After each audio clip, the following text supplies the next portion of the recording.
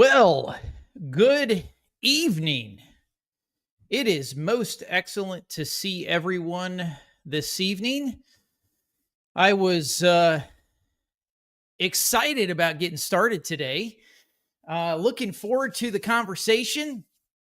And boy, do we have some good stuff planned for you tonight. This is actually part three. So, welcome to the live stream. I'm thrilled to be here. We have been testing Ellen White specifically against the charge of hypocrisy.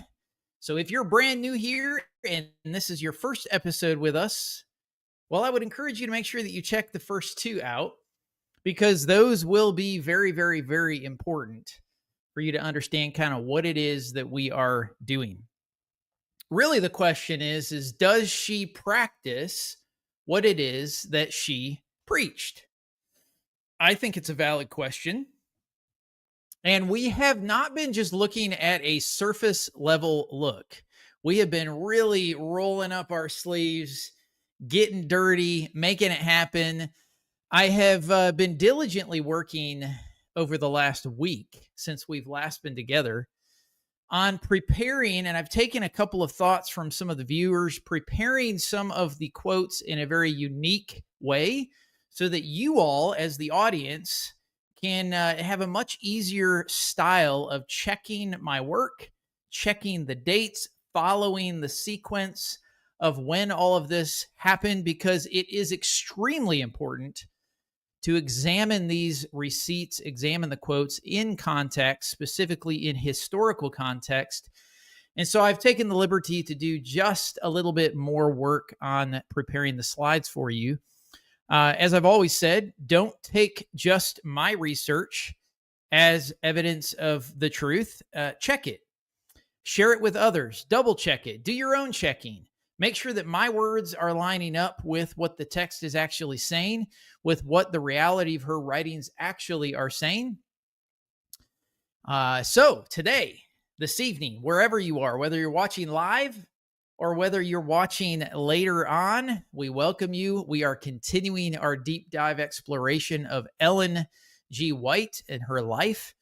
If you don't know, Ellen G. White is a pivotal figure in the Seventh-day Adventist movement, and she was considered by Adventists previous to her death as well as post her death, as well as now in the Adventist Church as the spirit of prophecy.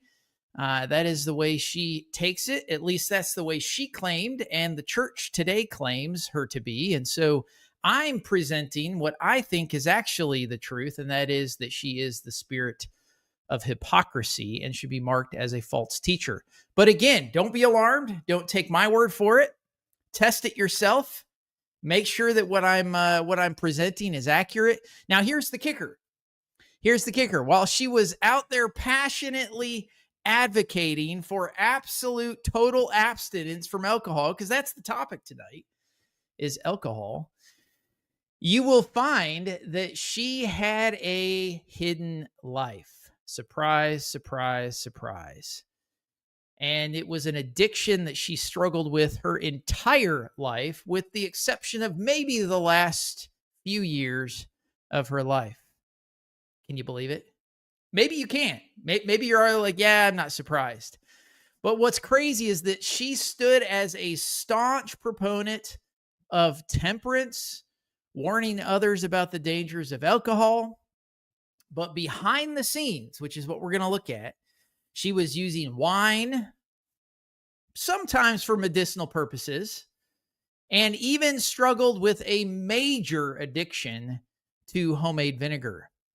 And so this is going to raise some serious questions, I think, that you need to be honest with regards to her teachings, with regards to the authority of her teachings. Was she under some sort of an influence when she was writing these documents? Again, we're going to explore this. I think you're going to be surprised at what you find. So welcome to part 3 in the series of testing Ellen White. Was she a hypocrite or was she a true messenger of the Lord? Should her books, should her writings, should her manuscripts be discarded as false teachings? Or as the Adventist Church posits, should they be regarded as divinely inspired words from the throne room of God? I hope tonight is an honest approach. I am grateful for those of you that are watching that are currently Adventists, that are former Adventists.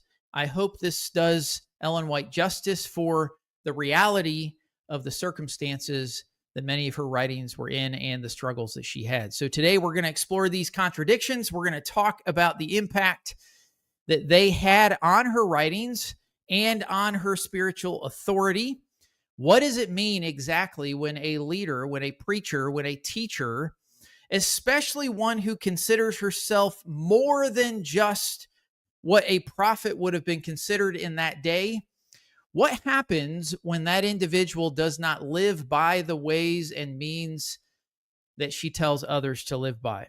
How does that shape the community that follows her or that follows them? So grab a drink and, grab something to drink. I'm not going to tell you what I have because it could just be apple juice. Grab a drink, settle in, and let's unravel the complexities of Ellen G. White's life together. Trust me, you are not gonna want to miss this particular episode.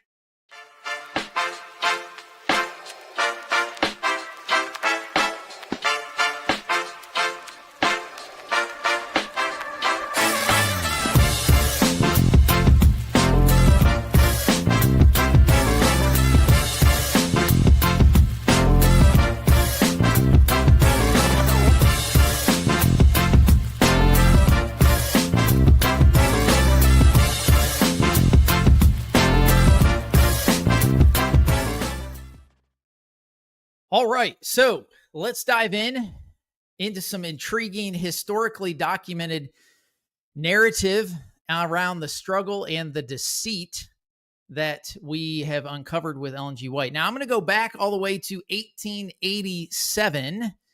And in 1887, Sister White warned her people against the use of vinegar in their salad dressings. Yes, I know. In their salad dressings. Why? Because she believed that fermentation continued in the stomach. Let's take a look at this.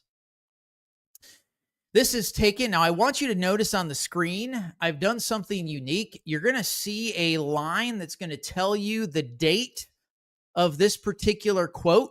Now, you'll notice that it's not always going to match up with the citation at the top. And that's because sometimes the citations are found in later published books.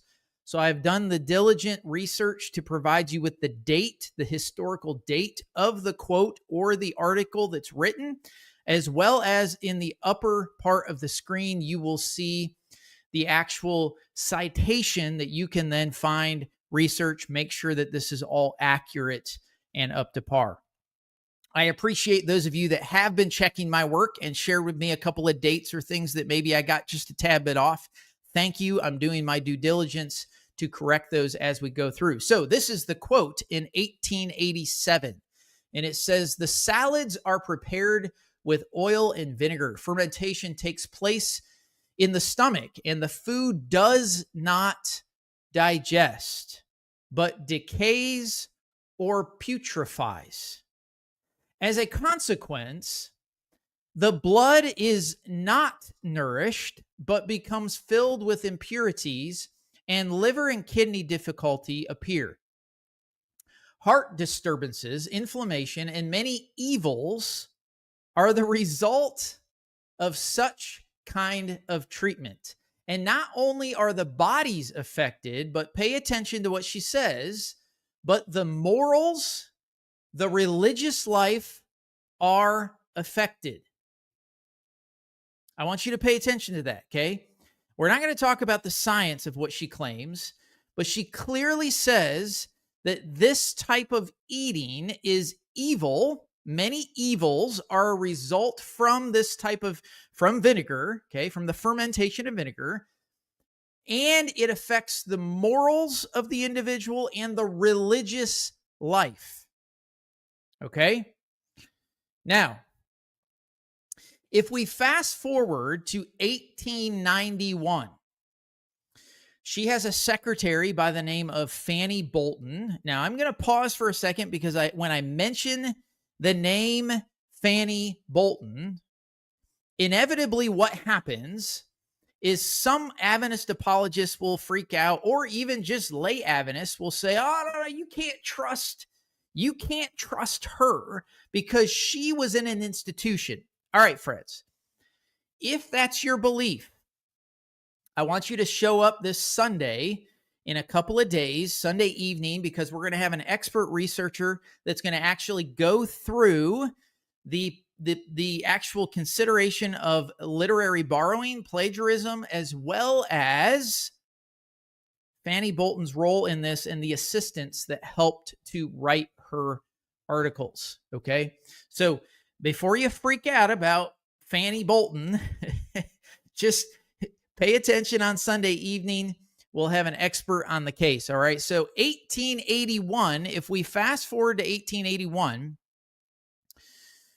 we find something really, really, really interesting in this case. Now, you'll notice on the screen that it says 1914, and that's because the quote is coming from a report in 1914 about an incident that happened in 1891.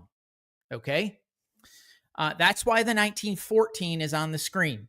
I want you to be aware of that. Now, here's what happens, and I'm going to read the entire quote. But what happens is that Fanny Bolton catches Ellen G. White behind a screen at a restaurant, happily eating, yes, big white raw oysters with wine, vinegar, pepper, and salt. Now, here's what she says. She was pleased with the way I made her sermons over the press and wished me in her employ. I had several good openings for original writing at the time, which would have been more to my taste, but waived everything to go with the prophet. Now, I'm going to pause and insert for just a second here. For all of you current Adventists that claim that she didn't think she was a prophet, they didn't think she was a prophet, Fanny Bolton was one of her assistants, her literary assistants.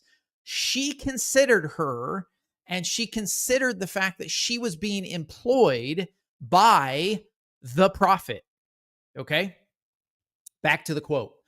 I was only a simple-hearted girl when the curls came down my back and had been brought up in a truly spiritual home life, and I had no idea of duplicity in this, much less in those I truly believed to be the messengers of God. I left to go with Sister White on the very day when my brother was to be married. At the depot, Sister White was not with her party. So Elder Starr hunted around till he found her behind a screen in the restaurant, very gratified in eating big white raw oysters with vinegar, pepper, and salt. I was overwhelmed by this inconsistency and dumb with horror. That was her response. Elder Starr hurried me out and made all sorts of excuses and justifications of Sister White's action. Yet I kept thinking in my heart, and I want you to pay attention to this quote here, this question. What does it mean? What has God said? How does she dare eat these abominations? Now, as I said, Sister White this was a report of an incident in 1891, and this was reported by Fanny in 1914. Quite a contradiction, in my opinion. This should leave you a little bit concerned if you're an Adventist watching and hearing this for the first time. Now, what is fascinating is that Mrs. White had been struggling with a long-standing addiction to vinegar.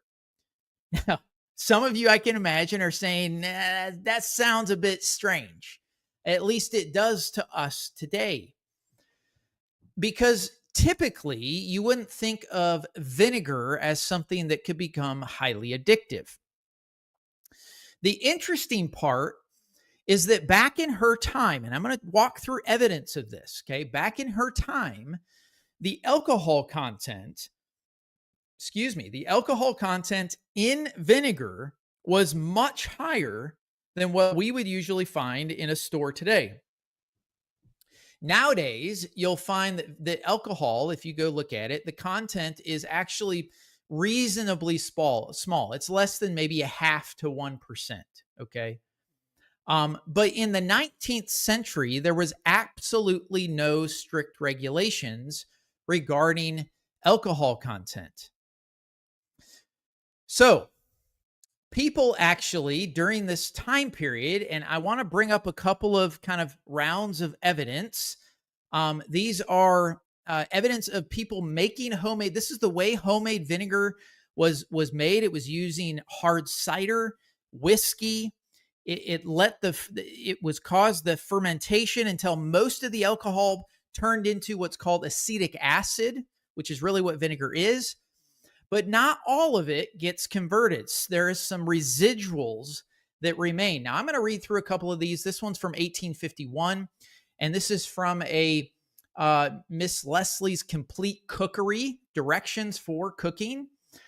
So cider vinegar, here's the way of making it. Take 6 quarts of rye meal, stir and mix it well into a barrel of strong hard cider of the best kind, and then add a gallon of whiskey.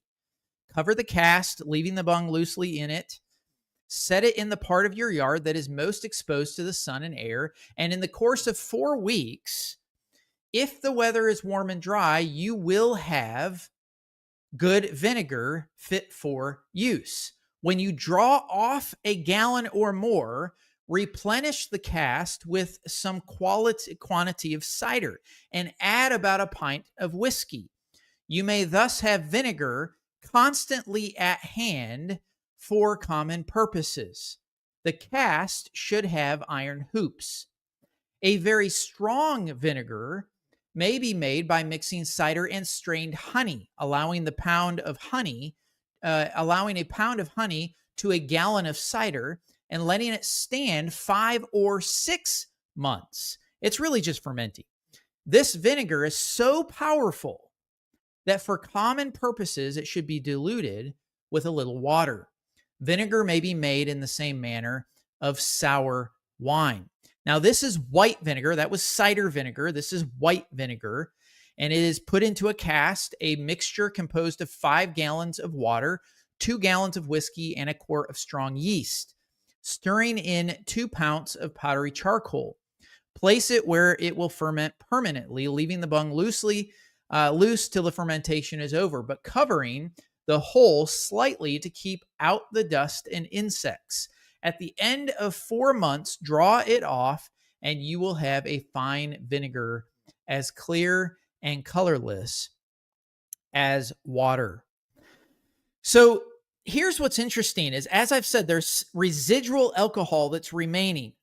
The amount that's left over, the amount of leftover alcohol, is highly dependent on various factors.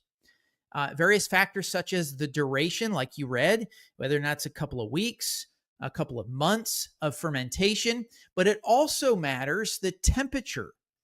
The warmer the temperature, the higher the alcohol content. For instances, if you did this in places like Australia, which is at one point she was in Australia, the vinegar maybe end up at a much higher level than if you were to do it in a much cooler location. Now, because this homemade vinegar was often made with minimal quality control, there was absolutely no way for me to find out precisely, there's no way of knowing precisely how much alcohol was in vinegar during Mrs. White's time when she was consuming it. What we do know is that there was alcohol in it, and it wasn't a small amount. Okay. It's compelling evidence, in my opinion, that should raise some questions about her habits and her beliefs. Now, if we continue our discussion about Sister White and her specific relationship to vinegar, because we're going to spend some time on this specific area. Apparently, this actually was an American issue because there was a ton of research. When I started peeling this apart, there is a ton of laboratory research on this particular topic. Now, one fascinating research project that I kind of uncovered that I was led into, it was conducted in 1905, and it states that after a chemical analysis that year in 1905, what it revealed was that even in carefully controlled vinegar production, there is a residual alcohol content of around 3.3% after what they call the second pressing. Okay, this is for 2 times pressed vinegar. And that's not the case for all, okay, for all types of vinegar. Now, I do want to show you this particular, and you can, again, you can go read this. You'll see at the top. This is Paul Hasek. It's what's called, they had a vinegar bulletin. Yes, believe it or not, they had a vinegar bulletin. This stuff was so popular, where it actually talks about the manufacturing of fermented vinegar. And this is the complete illustrated encyclopedia covering all phases in the manufacture of spirit, cider, malt, and grape vinegar. All of those are vinegar. This is 1916. So this particular researcher, I just circled on the left-hand side some of their key findings. You can read it to your heart's content if you want to go find it. This is not something I had to pay for. You can go get the PDF and download it and find it, okay? But later in 1916, this researcher examined various commercial alcohols from this era, and they found that homemade vinegars from the 1800s, late 1800s, often contained somewhere between 2 and 5% unconverted alcohol. Now, here's what I want you to keep in mind. Keep in mind that production of homemade vinegar wasn't tightly controlled. It wasn't standardized as the commercial process that we think of today. So alcohol content varied greatly. I mean, you could get 6, 7, 8% alcohol if you wanted to, okay? The least that you could probably get is at least 2, maybe 3%, which is still a significant alcohol content, especially if you consumed it with regularity. Now, if we fast forward to 1911, remember that was a report in 1916. If we look at 1911, which is near the end of Ellen White's life, 4 years before she passes away, we find that Mrs. White is going to write a private letter where she startlingly admits her overindulgent struggle with her addiction to vinegar.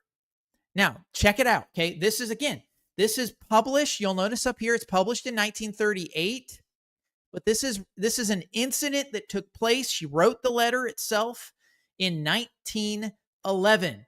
1911, okay? Here's what and she's writing to an individual, okay? There was a time when I was in a situation similar in some respects to yours. I had indulged the desire of vinegar, but I resolved with the help of God to overcome this appetite. I fought the temptation, determined not to be mastered by this habit. For weeks, I was very sick, but I kept saying over and over, the Lord knows all about it. If I die, I die. But if I will not yield to this desire, the struggle continued, and I was sorely afflicted for many weeks. All thought that it was impossible for me to live. You may be sure we sought the Lord very earnestly. The most fervent prayers were offered for my recovery. I continued to resist the desire for vinegar, and at last I conquered. At last she conquered. Now, in her words, okay, she said, I had indulged the desire for vinegar. In her words, okay, notice things like for weeks she struggled. For weeks, the Lord knew that she was in the struggle. If I die, I die. Now, she clearly described this intense struggle that she faced. You notice that she stated that she was sorely afflicted for many weeks. Many people, even by her own admission, many people thought that she wasn't even going to live. But here's the remarkable part. And here's the part that I can say I admire about her. She earnestly sought the Lord during this time, and she seems to have recovered from it. Now, this is an incident that she's reporting in 1911.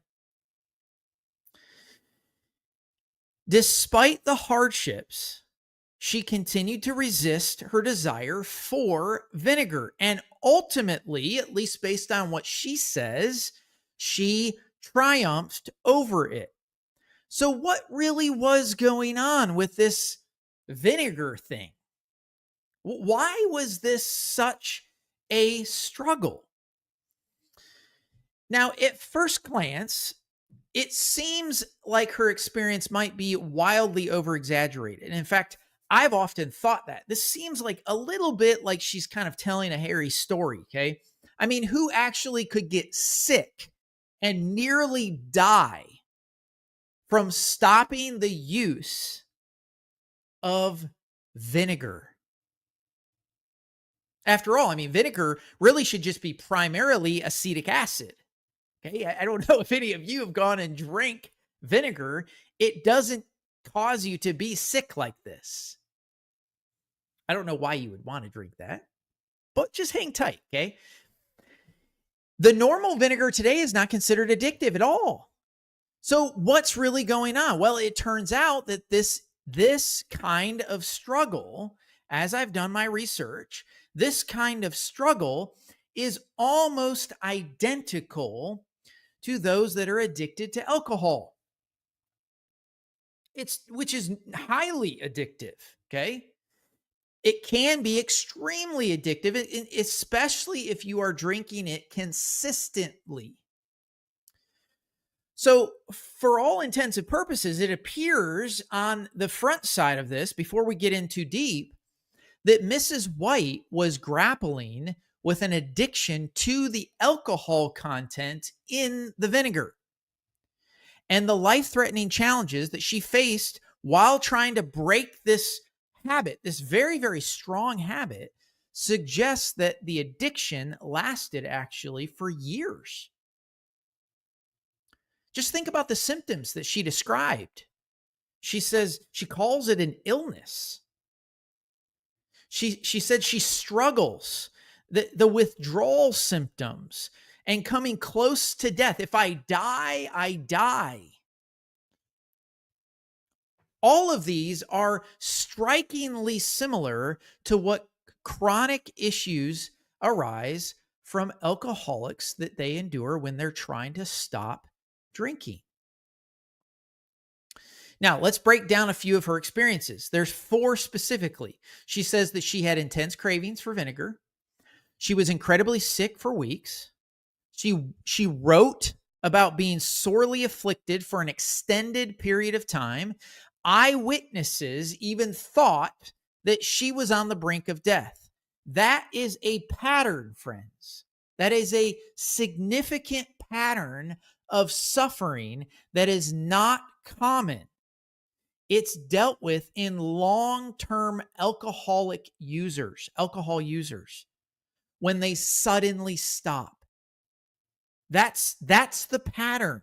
Doctors admit, in fact, during that time period, doctors, medical encyclopedias that we're going to look at, Doctors admit that the longer and more heavily someone has been drinking every day, the more likely they are to experience alcohol withdrawal symptoms when they quit. It's crazy. It's absolutely crazy. Now, according to, and this is Gale Encyclopedia of Alternative Medicine. This is 2014. This is a fairly recent medical encyclopedia.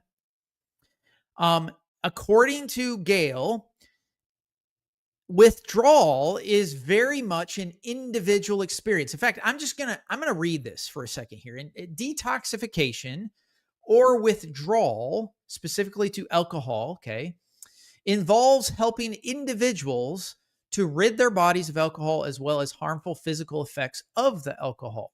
Because their bodies have become accustomed to alcohol, individuals need care and monitoring during withdrawal. Withdrawal is an individual experience. Notice that, an individual experience, depending on the severity of the alcoholism as measured by the quantity of alcohol ingested daily and the length of time individuals have been drinking. That's called the adaptation factor. So very clearly, I mean, we can see withdrawal symptoms can range from mild to life-threatening. They might include things like nausea, headaches, diarrhea, trouble sleeping, excessive sweating, anxiety, trembling. This particular phase, the withdrawal phase, can last anywhere from 3 to 7 days if you just go cold turkey. On the flip side, more severe withdrawal effects can even include hallucinations, seizures, powerful cravings for more alcohol, confusion, and fever, as well as increased heart rate, high blood pressure, delirium. And these things can last for several days. Now, just hang tight because we've got a lot of evidence to present on this case of alcohol with Ellen White. So as we look at Sister White's situation, as we look at her experience, her symptoms in comparison to typical alcohol withdrawal symptoms, it paints this picture of someone who likely had a very powerful addiction to alcohol. Not a mild one, a very powerful addiction to alcohol, which could have been made worse by the fact that she already had poor health. She struggled with poor health her entire life. The intensity of her life or death struggle to break this habit clearly, in my mind, indicates that this addiction may have persisted for many, many years, perhaps even decades. And again, I'm presenting this. You'll get lots of quotes to see why I've come to this conclusion. It really makes me think about the complexities of her experiences while she was writing. Again, you'll see what I mean in just a second. Now, as we fast forward, in 1865, Sister White delivered some of her most prophetic words, if you can call them that, self-prophetic words, regarding addiction when she spoke about the drunkard who is, quote, wedded to his liquor. She writes this in 1865. Those who make a change and leave off these unnatural stimulants will for a time feel their loss and suffer considerably without them. Fascinating. As does the drunkard who is wedded to his liquor. Take away intoxicating drinks and he suffers terribly. But if he persists, he will soon overcome the dreadful lack. Nature will come to his aid and remain at her post until he again substitutes the false prop in her place. Some have so benumbed the fine sensibilities of nature that it may require a little time for her to recover from the abuse she has been made to suffer through. The sinful habits of man, the indulgence of an acquired, depraved appetite, which has depressed and weakened her powers. Now, her here is speaking of nature. Okay. Which is an interesting way of phrasing the idea. Now, what's interesting is that she points out that if you take away intoxicating drinks, this person suffers terribly. I wonder if she was talking from personal experience. Now, she also notes that if the person persists in abstaining, well, they'll eventually overcome. She acknowledged that it might take some time, and it might even take time for nature to recover the abuse that took place by, did you notice what she said? By man's sinful habit. Now, that's important to consider this a sinful habit. Now, while we can, in all honesty, and to be very fair of the situation, while we can applaud Ellen White for overcoming her addiction, I think that is a huge feat. If you've been addicted to something before, kudos to you for breaking that bond. And I applaud Ellen White for doing that. But that doesn't change a critical question that continues to linger in my own mind. Why did she continue to use alcohol-laden vinegar while simultaneously instructing others to avoid both alcohol and vinegar? Why would she do that? Isn't that what a hypocrite does? In fact, Mrs. White condemned the use of vinegar. She followed in the footsteps of Dr. Kellogg, who had labeled it unfavorable to health as early as 1875. And later on, Dr. Kellogg actually denounced it, and Ellen White also denounces it as poison. Now, this is taken from J.H. Kellogg's book, Home Handbook of Domestic Hygiene and Rational Medicine in 1896. You can see the quotes on the right-hand side. I just pulled this out in regards to pickles, because that is also something that gets brought up. Sometimes whiskey or some other alcoholic liquor is added to increase the preservative power or property of vinegar. In relation to vinegar, vinegar may be a cause of disease. Now, this is Dr. Kellogg here. Vinegar may be a cause of disease. Like alcoholic liquors, vinegar is a product of fermentation, being the result of carrying a little farther the same process by which alcohol is produced. Vinegar is much more irritating to the digestive organs than an alcoholic liquor of the same strength. In another document, another book, this is actually published in 1923 by Dr. Kellogg, The New Dietetics, a guide to scientific feeding in health and disease, he writes this: vinegar, as well as pickles and all substances containing this acid, acetic acid, should be banished from the table. It is a poison, not a food. Vinegar is a useless and harmful chemical and should be excluded from the table. Now, while that was Dr. Kellogg, in 1887, Mrs. Ellen G. White took her own condemnation of vinegar a step further, stating that not only does it affect the body, but it also impacts morality. It impacts the spiritual life. She writes this in 1887. The salads are prepared with oil and vinegar. Now, this is the quote that we read earlier today, and I want you to notice the highlight at the latter part. Many evils are a result of such kind of treatment. What kind of treatment? Oil and vinegar fermentation takes place in the stomach. She claims that it causes issues to the blood. That's a whole nother issue. There's not an ounce of scientific evidence behind that. But she claims that many evils are the result of such kind of treatment. And not only are the bodies affected, but what does she say? She claims that a person's morals and religious life are affected.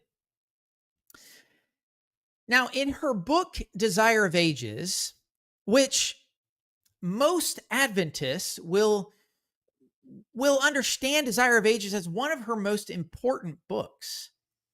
Interestingly, recently I heard from a Adventist scholar that I'll leave nameless that there is enough evidence to claim that actually Desire of Ages may actually be Christian fiction, and that, well, we really shouldn't consider it as divinely inspired. But the Adventist Church still believes it to be the case. And so in Desire of Ages, she depicts Jesus as refusing vinegar, believing that it could becloud his mind and senses, giving Satan an advantage. Now, notice this. To those who suffered death by the cross, it was permitted to give a stupefying potion to deaden the sense of pain. This was offered to Jesus, but when he had tasted it, he refused it. Now, notice that he still tasted it, apparently in her mind, okay? Go check and see if that's biblically accurate. He refused it. He would receive nothing that could becloud his mind. His faith must keep fast hold upon God. This was his only strength. To becloud his senses would give Satan an advantage. So here's my question. If vinegar could cloud the senses, as Mrs. White already stated that it does, the morals and the senses, if vinegar can do that to such a degree that it could give an advantage over the Son of God, then what kind of effect would it have on God's prophetess? Do you follow the line of thinking here? Was Ellen White's mind so clouded that when she was writing out her testimonies, she didn't really know what she was talking about? After all, I mean, as noted earlier, in 1887, she explicitly condemns vinegar as detrimental to moral and spiritual life. So it just raises a lot of fascinating questions about the nature of her writings and the state at which she was in when she wrote those writings. And while, yes, I believe she was human, she clearly struggled. But supposedly these are divine writings. Her mind shouldn't be clouded, should it? In 1893, Sister White wrote that when a person partakes of what she calls liquid poison, their words and actions under its influence are, quote, anything but favorable for serious thoughts and pure morals. Now, I'm going to read a lot more than just those small quotes. I want you to notice that this is taken from a letter 1 in 1893. And here's what she says in the beginning. The angel of God said, so notice, I want you to catch the context. This was given to her by the angel of God. The angel of God said, follow me. I seemed to be in a room in a rude building, and there were several young men playing cards. They seemed to be very intent upon the amusement in which they were engaged, and were so engrossed that they did not seem to notice that anyone had entered the room. There were young girls present observing the players. The words were spoken not of the most refined order. There was a spirit and influence that were sensibly felt in that room that was not of a character calculated to purify and uplift the mind and ennoble the character. I inquired, who are these and what does this scene represent? The word was spoken, wait. I had not another representation.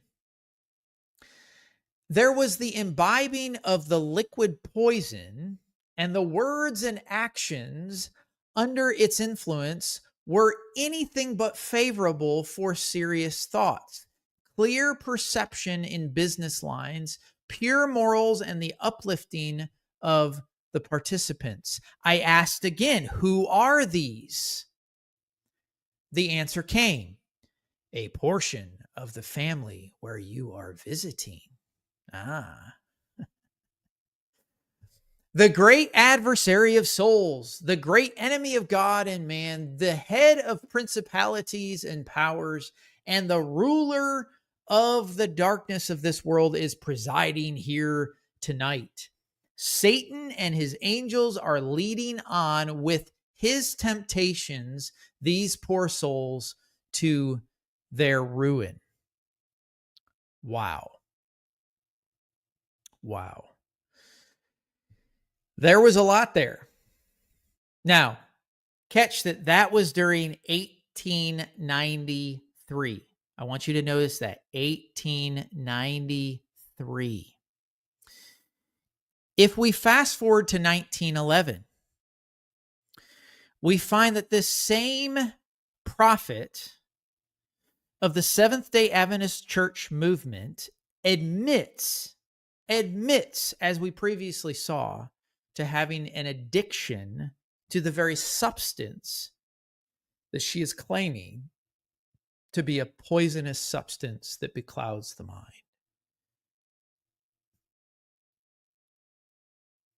I was in this same situation in some respects as yours. I have indulged the desire of vinegar. Again, alcohol content.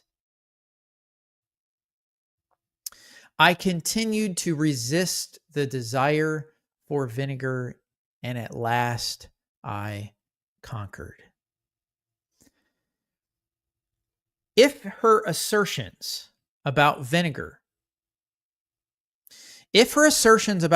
effects are true, then she was engaging in an activity that impacted her morals and her religious life, putting herself in the very state that was inherently unfavorable for serious thought and pure morals. Please understand, following her own logic,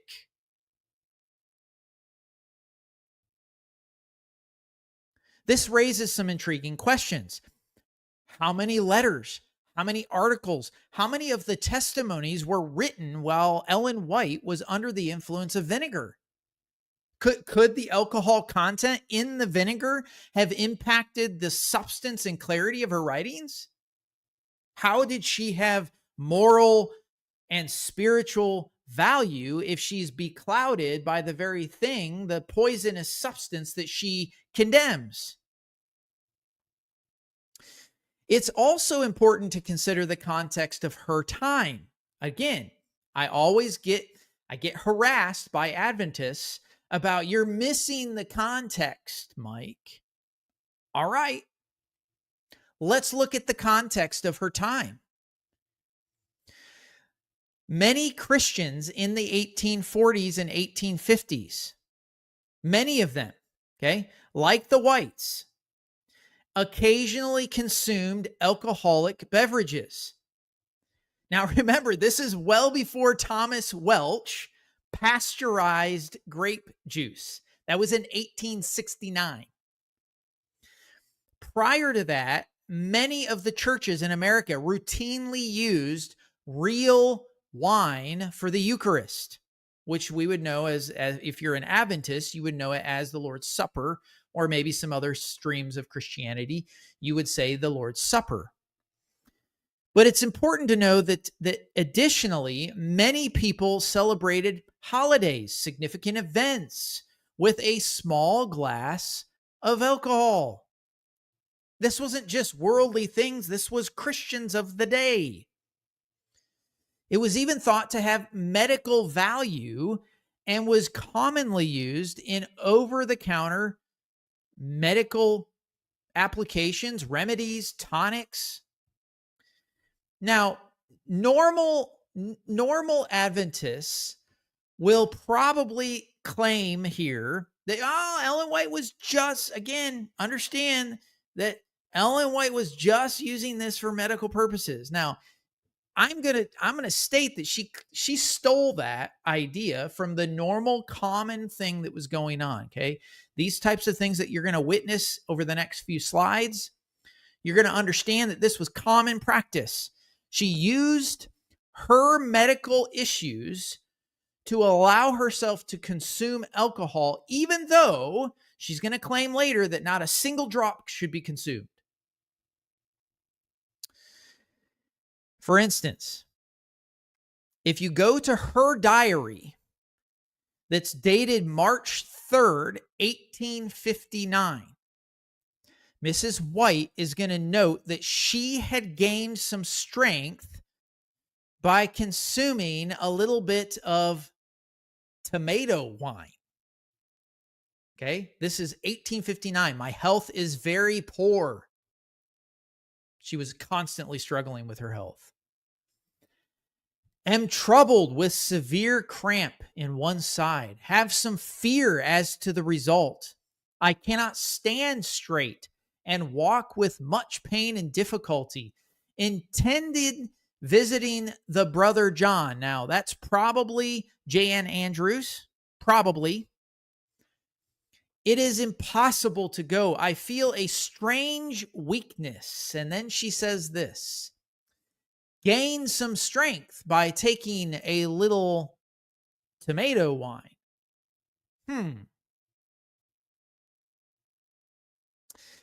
Now, this might sound a little bit odd or somewhat obscure to us today, okay? Tomato wine was a part of American history. It was made with tomatoes and sugar and contained somewhere between 8 and 18% alcohol. 8 and 18% alcohol. So, given that Mrs. White often complained, you'll find that many times she complained about feeling weak. I can't help but wonder how frequently she might have turned to something like tomato wine to boost her strength. Not only did she consume wine, again, tomato wine, and you're going to see other types of wine later on, okay? When she was ill, which seems to be a reoccurring issue throughout her life, she was constantly weak, feeble, medicinal reasons, right? Oh, she only used it for medicinal reasons. Friends, 8 to 18% alcohol. I don't know too many people that drink alcohol when they feel bad, unless they have a problem, okay? So this pattern, really, in my opinion, this pattern sheds a lot of light on the complexities of her experience, the struggles, the choices she made in her attempt to try to have spiritual authority over the small flock that was following her. Now, it appears that the Whites maintained a supply of wine on hand for multiple purposes. Mike, why would you say that? Well, in her journal, dated just a few days later, just a few, okay? What's interesting is that she notes that she put up 1 pint of rich grape wine and another pint of currant for the sick. Here's what she says. This is just a week later from the previous quote. The mother and daughter, this is actually writing about a family that she was dealing with. In fact, I believe Sister Fultz is the mother here, okay? The mother or the daughter. But the mother and daughter wept, and we wept. We aided them some, paid half toward a pair of boots for a little brother, $1. I paid $1.50 for a pair of shoes for the mother. Husband gave her $1 in money. Henry gave her 10 cents. Edson, 10 cents. And little Willie, 10. Husband gave her $5 more to buy a few luxuries for the sick one. Now pay attention. We parted with considerable half-worn clothing to make over. Now here's what she says. We put up 1 pint of rich grape wine and another pint of currant for the sick one, and sent a little handful of dry apples for the sick one's table. Interesting. Now, what's fascinating is that both of these, the grape wine and the currant, both of those items are alcohol-laden wines that were familiar to Americans in the mid-1800s and were commonly referenced in the literature of the time. Very, very common to reference these in the literature of the time. I'm going to show you some in a little bit. So here is some examples from a modern day. This is 1855, an Encyclopedia of Domestic Economy, showing you some of the domestic wines. I'm not going to read through all these, but notice that we have general principles for the fabrication of domestic wine from the fruits independent of the grape. Okay, domestic wine. On this particular one, which is actually from the Housekeeper's Encyclopedia of Useful Information of the Housekeeper in All Branches of Cooking and Domestic Economy, written in 1864, you have dozens of pages on this, friends. Dozens. This entire chapter is on wine and table beer.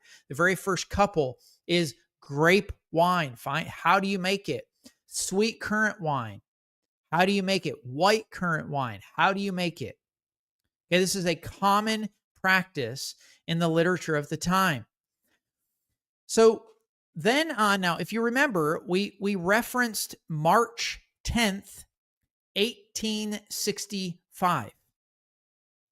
If you move forward to April 15 of the same year, 1859, she writes about visiting Sister Fultz. Now, Sister Fultz is the one that was referenced previously, okay?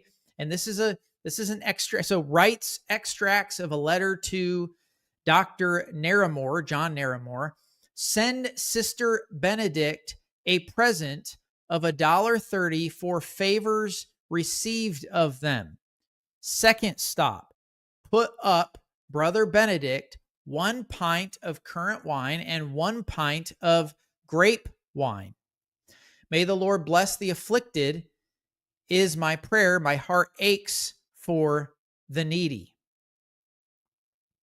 Now, just 2 days later,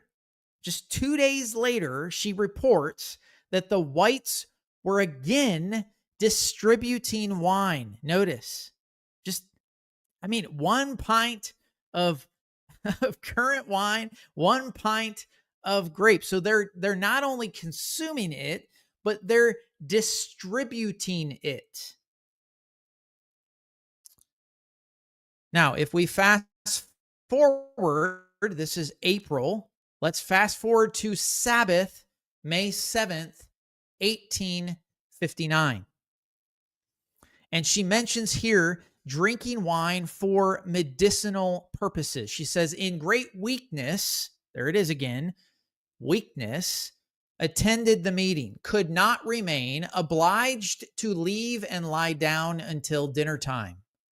They got me wine and raw egg, which revived my strength some, took a wet sheet pack. Now, this in my opinion, illustrates that she was still using wine relatively regularly. Okay. Notice the date on this. This is 1859. Okay. 1859. So she's regularly using, again, maybe it's for the sake of medical reasons, but not always. Okay. Despite her moderate drinking, she recognizes that habitual use should be problematic as early as January 1861. So 2 years later, she kind of, again, regular use is a problem. How do we know this? Well, she warned a follower of this very thing. She warned the follower of drinking strong drink, and she called it an evil habit. So this is in 1861. She's writing to a friend, "Dear friend, I saw that you could reform. Your strong foe has bound you. But in the name of Jesus, shake off these shackles and be a free man. Control your actions, overcome your appetite, sacrifice your idol. You love your family. You are a kind husband and a father when your reason is not, here we go, perverted by strong drink. If this evil habit is not overcome, it will entirely overcome you. And your happiness and the peace and happiness of your wife and child is at an end. For you will make yourself wretched and miserable and make your family miserable also." Now, this is 1861. In doing my research, I noticed that there was a significant shift that occurred after the Whites attended Dr. Jackson's health reform clinic in the summer of 1863, 2 years later. It was there during that time period, 1863, that they adopted a stricter stance on alcohol, eventually coming out against even moderate consumption. Initially, Sister White, she appeared hesitant to denounce all alcohol completely. And I would argue that's probably because she and her husband were still partaking in some wine, whether for medicinal reasons or others. You're going to find some other issues in just a second. So that's 1863. She takes this hardline stance, not even moderate, okay? But in 1864, she takes an even firmer stance against spirituous liquor, saying that it would injure the health. It would injure the brain, affect the brain, destroy their high senses for spiritual things. Now, in this particular quote, she is going to equate, and I just want you to pay attention to her, what I'm going to call Ellen White's exegesis of the biblical topics. Do you all know who Nadab and Abihu is?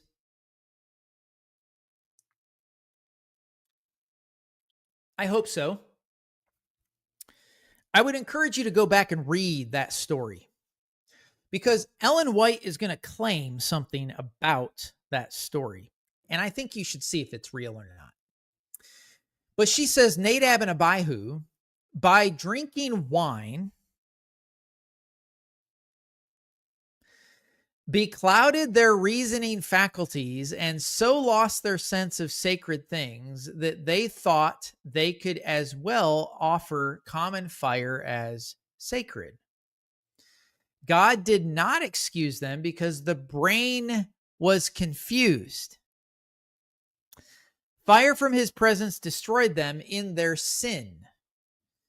Some took with horror upon men who have been overcome with liquor and are seen reeling and staggering in the street, while at the same time they are gratifying their appetite for things differing in their nature from spirituous liquor, but which injure the health, affect the brain, and destroy their high sense of spiritual things.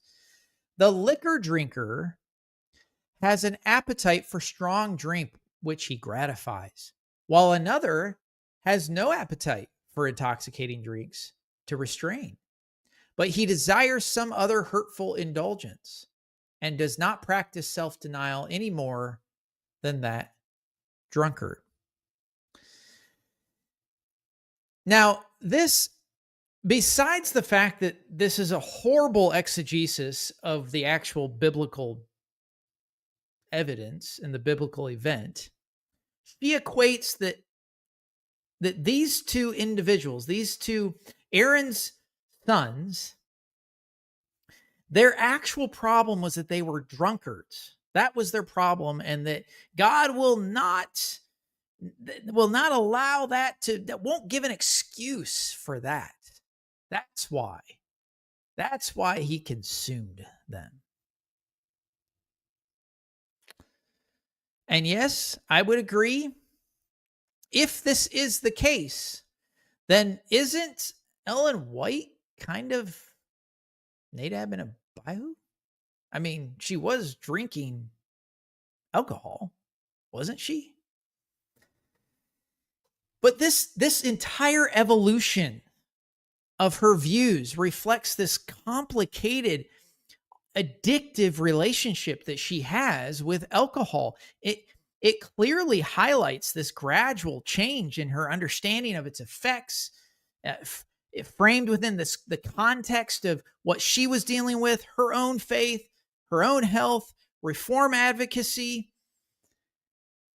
The struggle was very real for Ellen White. It's interesting to consider how these experiences kind of influence her teachings and the messages that she ultimately chose to convey, whether or not she was under the influence or not. Hang tight on that. In 1871, Mrs. White was issuing strong warnings. Again, this is following down 1871 now. Strong warnings about the dangers of alcohol, stating that it, believe it or not, it polluted the blood. She writes in The Health Reformer, November 1, 1871, alcohol and tobacco pollute the blood of men. Pollute the blood of men. And thousands of lives are yearly sacrificed to these poisons.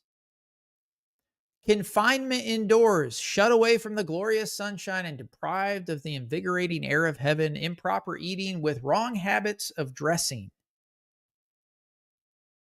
corrupt the blood of women.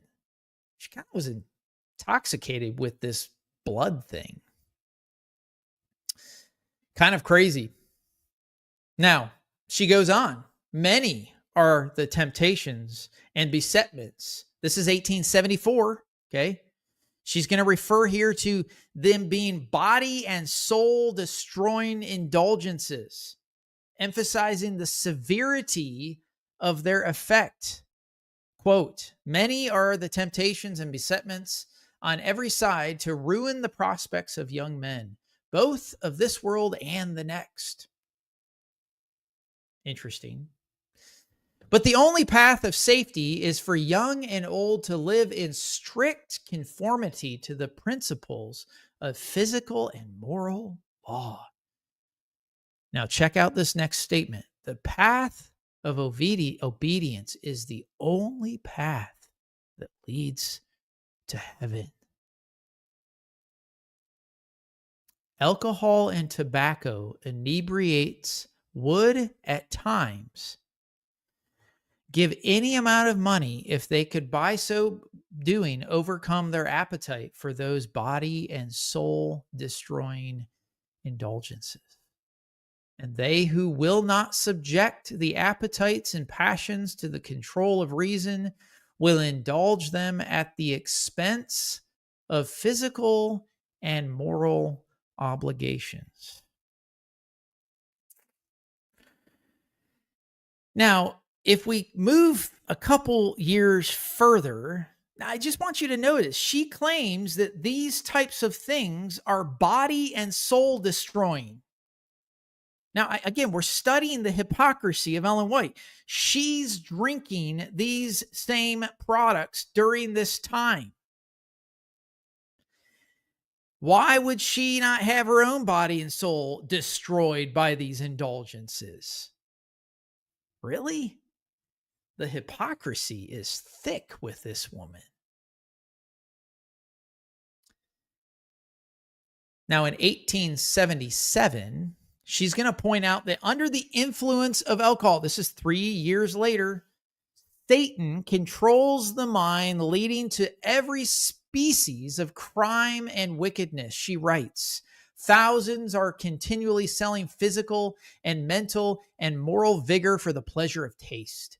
Each of the faculties has its distinctive office, and yet they all have a mutual dependence upon each other. And if the balance is carefully preserved, they will be kept in harmonious action. Not one of these faculties can be valued by dollar and cents, and yet for a good dinner for alcohol or tobacco, they are sold. And while paralyzed by the indulgence of appetite, friends, look at the context. And yet for a good dinner, alcohol or tobacco, they're sold. What is she referring to? These appetites. Satan controls the mind and leads to every species of crime and wickedness. God has enjoined upon us to preserve every faculty in healthful vigor, that we may have a clear sense of his requirements and that we may perfect holiness. Oh, perfect holiness in his fear. Now, this is 1877. If we fast forward several decades, 1893. Fast forward to 1893, she took a firm stance by forbidding all alcohol entirely. Entirely, friends. This is 1893. I beseech you, let every card be burned. That's playing cards. Let not one drop of wine or liquor pass your lips, for in its rise is madness and evil. Pledge yourself to entire abstinence, for it is your only safety. Now, yes, this is in a letter, and yes, this is to a person in a context. Yes, I get that. But she advises others to avoid the company. Avoid the company of anyone who is addicted to a single glass of liquor. Notice what she writes. And friends, I ask you this. How are you as a Christian supposed to be able to witness and share the light if you are shunning people that need God?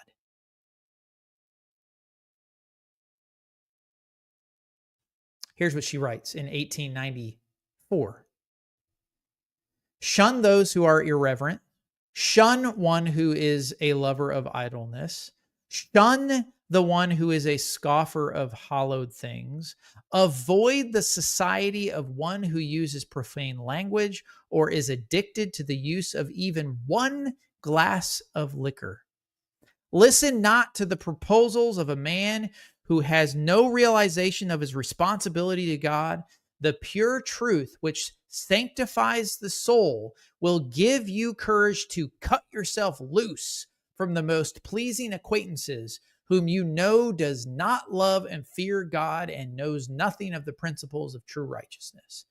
We may always bear with a friend's infirmities and with his ignorance, but never with his vices. Never marry an unbeliever. Friends, I'm going to jump script for a second, because if this is true, you, by Ellen White's own words, should shun Ellen G. White. Shun her. Throw her out. Get rid of her.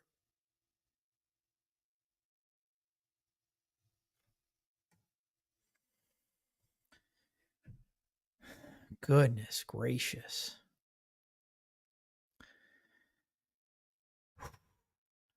This is crazy, friends. It's crazy. Now, in 1894, she declared that it was the only safe course, she claimed. Check this out. You guys probably heard this, okay? She claims that it was the only safe course is to touch not, taste not, handle not tea, coffee, wines, tobacco. I always wondered why she put opium in here, and you're going to find out in a second. She was preaching to herself in this stuff and alcoholic drinks.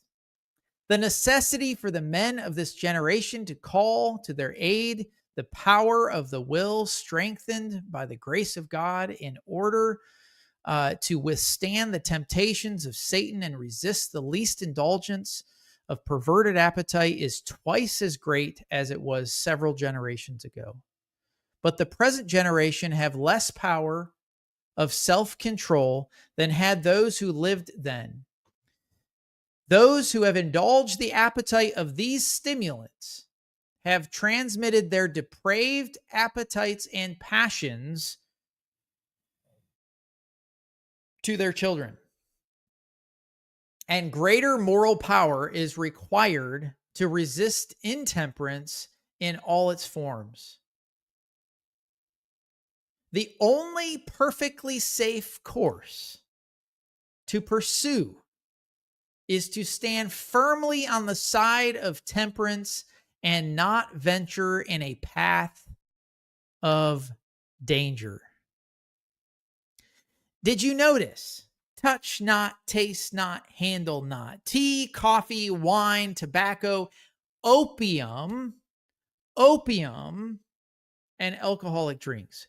She warned against even a single glass could open the door to temptation, leading down this dangerous habit that she suffered with called alcoholism. Now, from these statements, it's pretty clear. It's pretty clear that by 1894, her teaching focused firmly on total abstinence. Total abstinence from alcohol, not a single drink, not a single drop. Yet what's really important to note, just notice that despite these very strict admonitions, Ellen White did not terminate her vinegar addiction until 1911. Just notice. According to her own words, she believed that those who drink alcohol are destroying their soul and giving Satan control over their minds. Her words. So this raises a critical question. A couple of critical questions.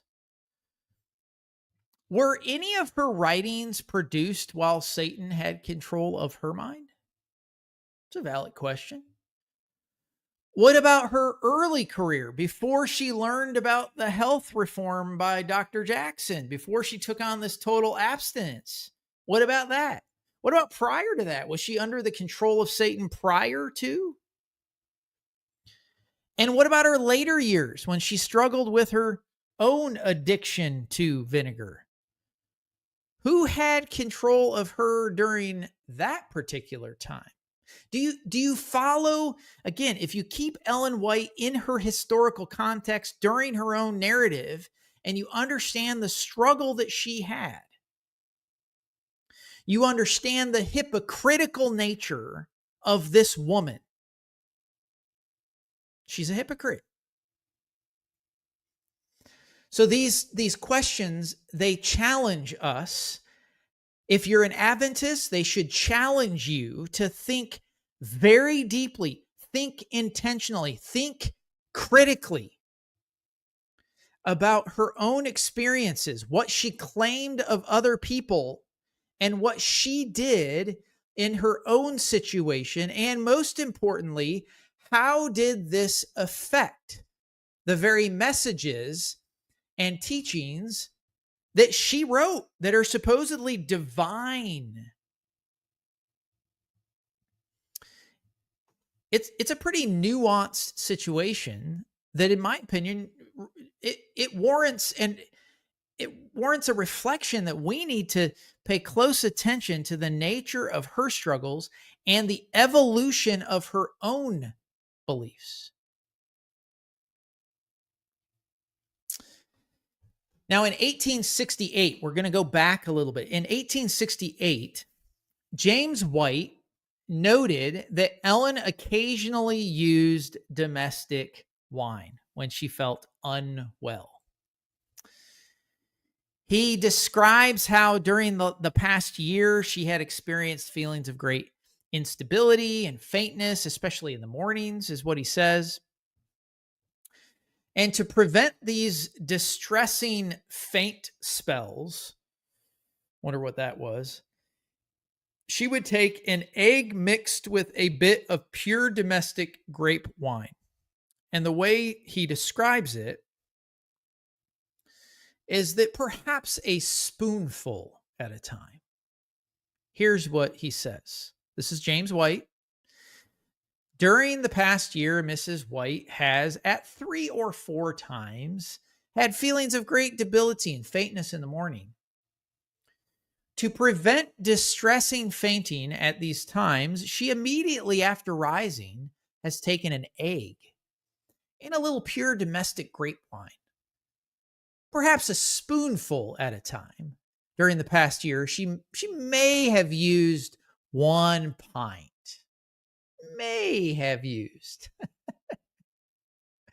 Now, it's interesting that James emphasizes that Ellen never considered this practice related to any kind of drug use, as she called them later on in her writings. So that's kind of interesting to note, okay? Indicating that it was a common remedy. Again, you would consider this as a common thing during her time. He further explains that over the course of a year, she may have consumed, notice that the emphasis, right? 1 pint, this domestic wine, okay? Now, domestic wine, remember back when we looked at this, domestic wine, okay? Domestic wine was locally produced and it was fermented, which is probably why James White made an effort, in the way he's explaining this, makes an effort to clarify how little she actually used. It wasn't very much, right? But it's worth noting that the alcohol content of domestic wines in the 1800s, they range anywhere from 5% to 20%. 20% would be like port wine today. Okay. If you're a connoisseur and you know about wine, you know that port wine is high content wine. Okay. 20, 25%, 23%. Regular wine, it can be down in the 7, 8, maybe a little bit lower if need be. But 5 to 20% is this domestic wine. Now, I want you to pay attention, because what I've done is I've pulled a couple of quotes just to show you that I'm not making this stuff up, okay? This is from several. You'll see the citations here. If you want to go check these out later and cross-reference these, you can. One is from 1859. A California state fair records that domestic wines were analyzed and one was found to have 15% alcohol. The minimum alcohol content required to prevent spoilage, that's really important, to prevent spoilage in wine is 10%. Chemist William Brand measured alcohol content in the 1800s. There's a misprint. That should be at S. And found, quote, wine contained a higher percentage of alcohol than hard cider or beer. And the favorite American wine, called Madeira, was more than 20% alcohol. After 1830, wine alcohol content was about 18%. Now, that was from 1979, a recent kind of survey of this. Now, this is the most recent in the year 2000. By 1820, meaning the alcohol content in wine, was stabilized at 22%. This is not light like grape juice. And I chuckle at this because, man, the white estate is so fraudulent in the way they present Ellen White, because the white estate assures Seventh-day Adventists, the white estate assures Seventh-day Adventists that she was consuming grape juice free from fermentation as possible. That's what they claim. As frequent illnesses provided a rationale for using wine more often. Now, I want you to notice, okay, this is not, again, friends, I'm bringing the receipts. I'm not making this up, okay? You can go find this document.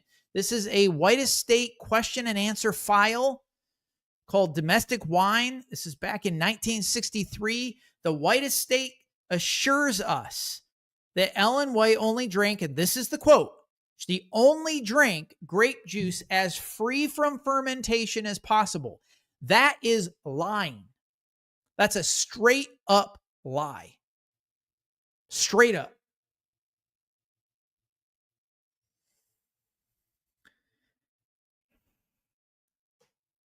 Now, in 1868,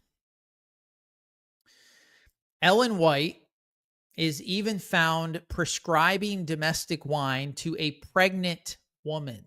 Yes, friends, a pregnant woman, suggesting that it is as suitable of an alternative source of nutrition if other healthful foods are unavailable. She states that a little domestic wine would do her no harm, and it would be better for her to have it than to go without. I mean, it's better to have it, friend. Here's what she says. This is Testimonies to the Church, which, if you know anything about Ellen White, the testimonies barricade the Bible. Yeah. She writes this: if he could not obtain some of these things, a little domestic wine would have done her no injury. Again, this is a pregnant woman, friends. If you read the context, it's a pregnant woman. It would have been better for her to have it than to do without. What? In some cases, even a small amount of the least hurtful meat would do less injury than to suffer strong cravings for it. What? What is this hypocrite woman talking about? So this raises questions, more questions. Questions about how was she fully aware of the potential dangers of alcohol to prenatal development? I mean, I'm sure it's not going to horribly damage, but if you're drinking it because of a craving, friends, that's what's going on. Regardless of whether or not it was a prenatal issue or not, okay, regardless, it seems that a drop of even a drink of alcohol, just a drop, was acceptable. Apparently, it was acceptable for the spirit of prophecy. As long as the individual is sick or pregnant, like as long as you fit into those two categories, just a drop is okay. At least for the spirit of prophecy, spirit of hypocrisy, I guess we could say. Now, again, this perspective and these details, they add another layer of understanding with regards to her own personal views on alcohol, particularly in the context of health and healing. And I think most importantly, it challenges us, again, I'm going to say this again, it challenges us to think critically about the complexities and the contradictions in her stance throughout her life. especially given her later strong condemnation of alcohol consumption.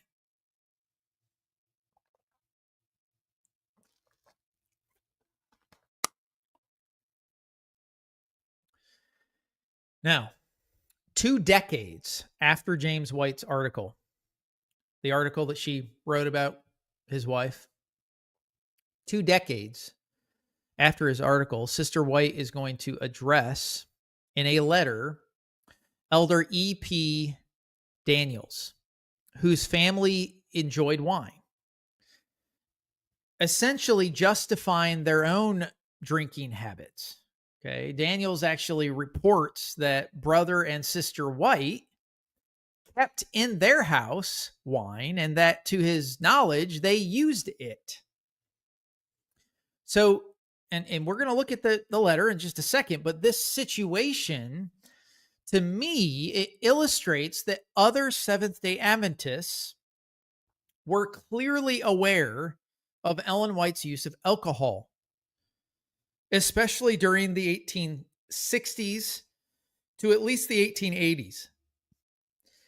And they employed that knowledge as a rationale for their own indulgence. I mean, if she's doing it, why can't we?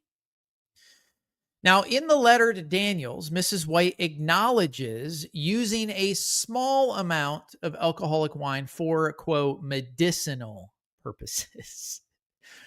But she insisted it was not intended as a beverage.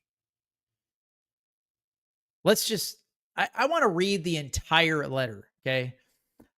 Because again, I don't want to be told that I'm taking this out of context. So let's read the whole letter to Dear Brother Elder E.P. Daniels. Several have said to me that Brother and Sister Daniels were in the habit of using tea, and when they were spoken to in regard to it, they had stated that Sister White kept tea in her house, drank it herself, and advised you to drink it. It is difficult for me to believe that you have said this, although the same testimony has come from several. You are not always as particular about your words as you should be. You make rash statements. The above declarations are not true. I learned that to excuse your practice of using wine, you have stated, so I have informed, that Brother and Sister White kept wine in their house, and to your certain knowledge used it. This, like the statement in regard to drinking tea, is not true. Will you please tell me why you make such rash statements? You claim to be my friend. Do you imagine these statements will help my influence among the people? Side note, that's a really important question. Shall we say hypocrisy?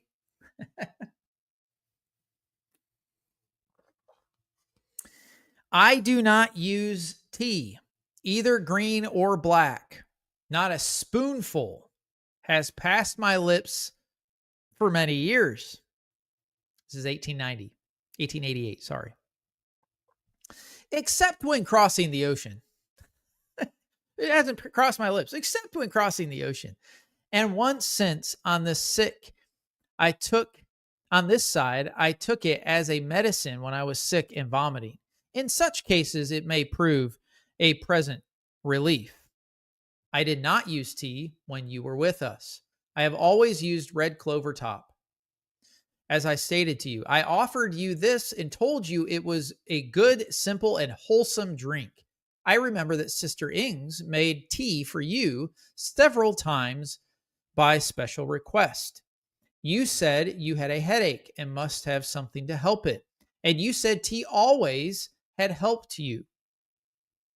I told her I did not like to have her do this, for it was contrary to my principles. I asked her where she got the tea, and she said that a family who were at a camping trip had stopped here, and a Mr. Wallace, who was not a believer, was with them. And the party had tea and made it for him. And when they had gone, the tea was found here, and she supposed they must have left it. I have not bought a penny's worth of tea for years. Knowing its influence, I would not dare to use it. except in cases of severe vomiting. Then I take it as a medicine, but not as a beverage. Okay.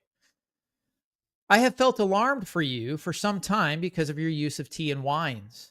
Of all things, of all others, you should not touch, taste not, handle not anything like tea, coffee, wine, beer, brandy, or any stimulants. You are of a nature that you cannot safely use anything of that order.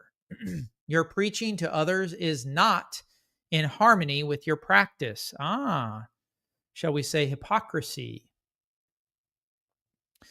This is against you and leaves a doubtful impression upon minds in regard to the ministry. Your case is presented before them, and the supposition in their minds is that other ministers indulge in these things as you do yourself. To cover and excuse yourself, you have misled others by misstating me. I do not preach one thing and practice another. This is Mrs. White's own words. She claims that she does not preach one thing and practice another.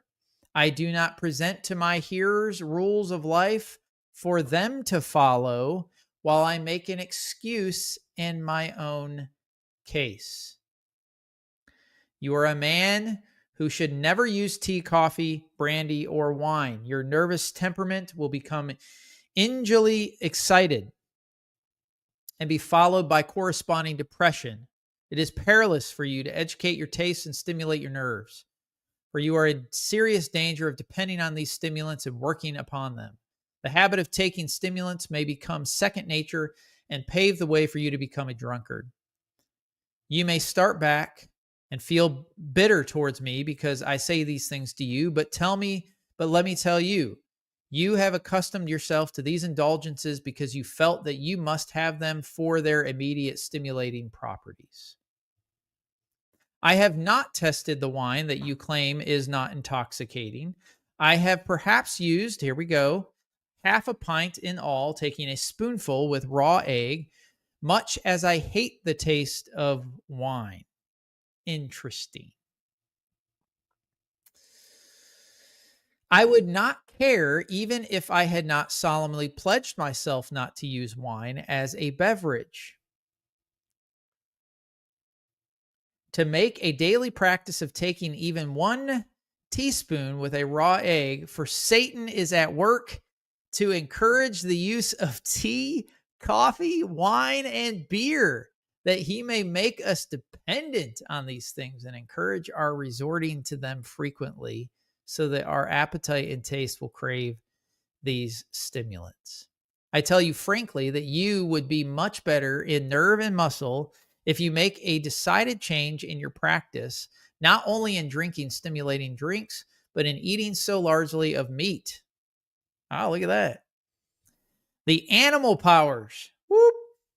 I feel like I'm back to like Power Rangers. The animal powers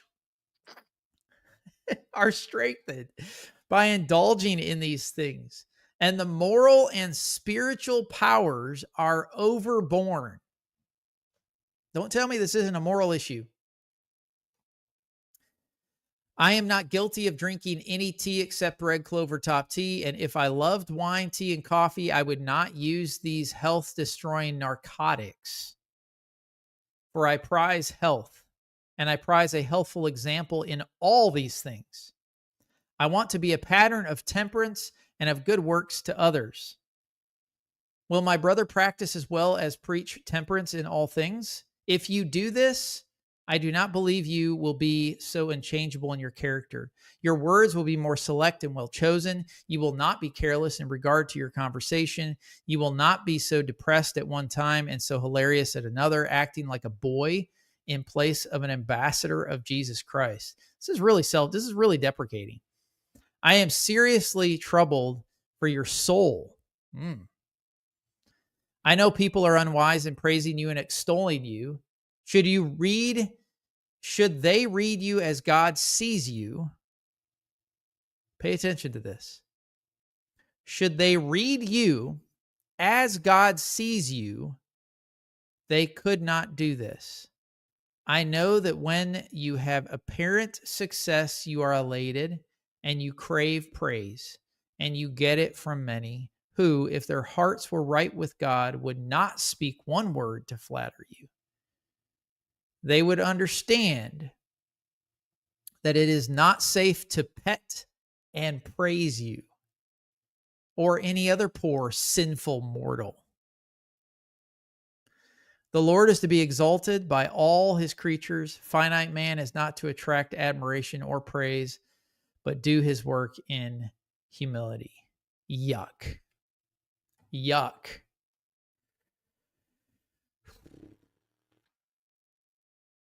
There's a lot we can unpack there. But friends, that was what time period was that? That was 1888 that she writes that. 1888. Now, if you fast forward 4 years, in 1892, Ellen even lamented a sleepless night, expressing a desire. Remember, I do not drink this. I have given it up. Ellen White is going to lament a sleepless night, expressing a desire for a strong alcoholic drink, remarking, I can't make this stuff up, okay? This is what she says. After all had been done for anyone that anyone could do, the windows were opened and a screen placed around my bed. This is 1892. To prevent the air striking directly upon me. I slept again, a troubled, dangerous sleep. For the next 2 hours, I was wrestling in my sleep to find my way out of a dense wood to where I could get a free breath of air. When at last I aroused from sleep, I did not come to my proper bearings for some time, yes, for hours. Then I knew that something must be done. I was weak, and my heart pained me. I felt the need. I felt the need of a strong cordial, but there was nothing in the house but grape juice. I took some of this grape juice, and it strengthened me, but I was much exhausted. Now, this is where it gets fun. Because the term cordial, if you're not familiar with it, the term cordial typically refers to a strong, sweetened, and aromatic alcoholic liqueur. This is from a recent access, July 30th, just recently, okay, just yesterday, 2025. And under the definition as a noun, you'll see that it is a strong, sweetened, aromatic alcoholic liquor, a stimulating medicine, anything that invigorates or exhilarates. Now, you notice that she said a strong cordial, right?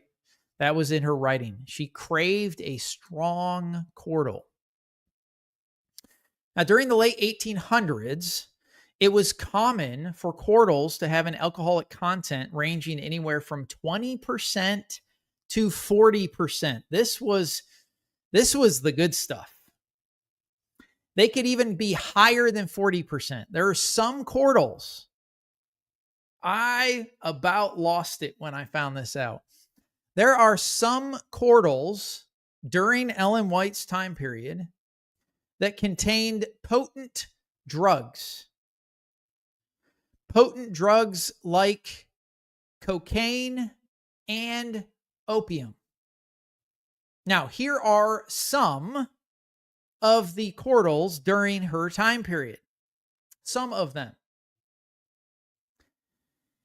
I don't have one on the screen. I could not find an actual bottle to show you, but Dr. Bunnington's Sunshine Cordial, along with the second one in, okay? The second one in, which is Park Davis, it's cola. Those contained cocaine. And if you take a snapshot of this, okay, you will see on these bottles, if you zoom in, that some of these have opium. Opium. Yes, opium. Okay. Now, Godfrey over here, this Godfrey's cordial on the first there, along with, you'll see the soothing syrup. This Dr. J. Corliss's Brown's chlorodyne. Now, you see, I'm just going to make a comment, okay? All of these other ones contained opium. So 2 of these were cocaine, the others were opium. Now, the one on the right that says Ayer's pectoral, in my research, originally it was called cherry pectoral. Eventually, a company by the name of Ayer's took over it and created, you'll notice on that particular one, they created one that did not have opium in it. Okay. These were seen as kind of for medicinal purposes. All right. Now, we don't have any evidence. I'll be very, very clear. We don't have clear evidence of the specific brands of cordials that Mrs. White used. Okay, so I can't tell you for certain if any of them had cocaine or opium in them. It was pretty common. It was pretty common in the early days for those to be used for medicinal purposes. But it's unknown as to how often, how frequent she digested or ingested these types of things. But we do know that she craved it and she looked for it. That's her quote. That's her statement, her own witness. Okay. She looked for it. She was wanting it.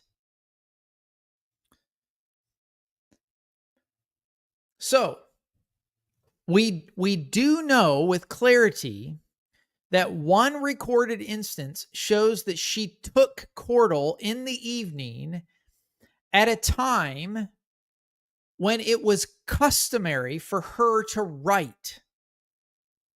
We know that.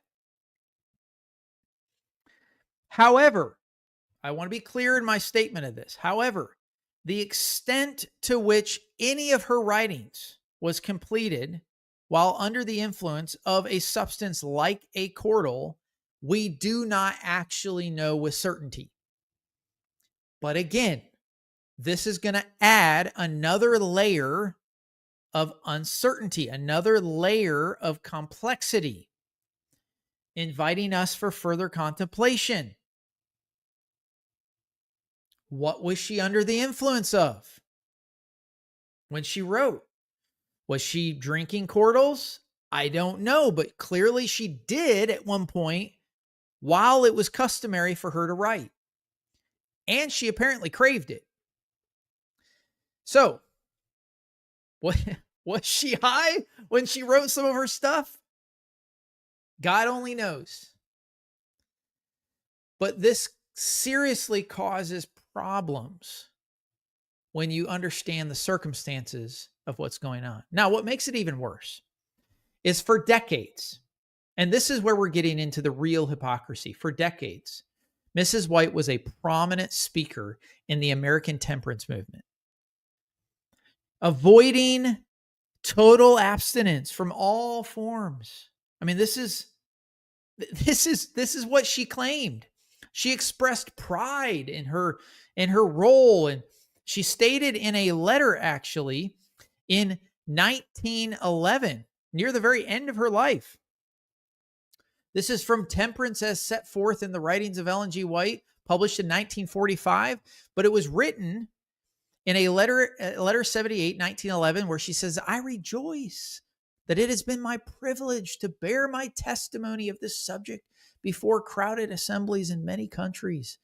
Many times I have spoken on this subject in large congregations at our camp meetings."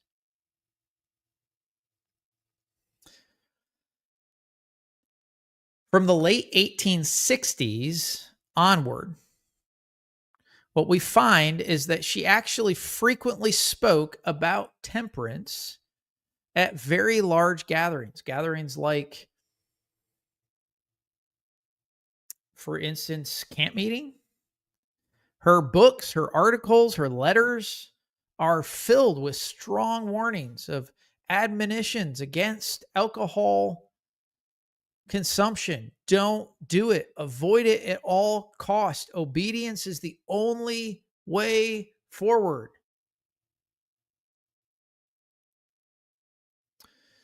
For instance, she argued that alcohol should be presented to the public.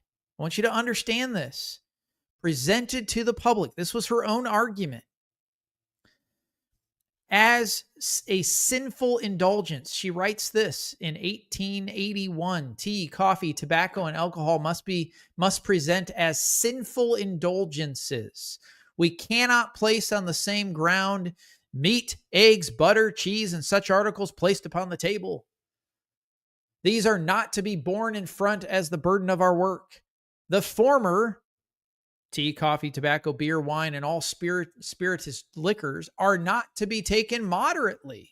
Oh. But apparently it's okay for her. The poisonous narcotics are not to be treated in the same way as the subject of eggs, butter, and cheese. In the beginning, animal food was not desired to be the diet of man. We have every evidence that the flesh of dead animals is dangerous because of disease that is fast becoming universal. By the way, that's a falsehood. Because of the curse resting more heavily in consequences of the habits and crimes of man. We are to present truth. Oh, so abstinence from, this is me interjecting, abstinence from wine and spirituous drinks and cordials and vinegar, and that's the truth. And yet Ellen White's drinking it. Back to the quote. We are to be guarded how to use reason and select those articles of food that will make the very best, here she goes again, the best blood, and keep the blood in an unfevered condition. First of all, the blood doesn't react this way.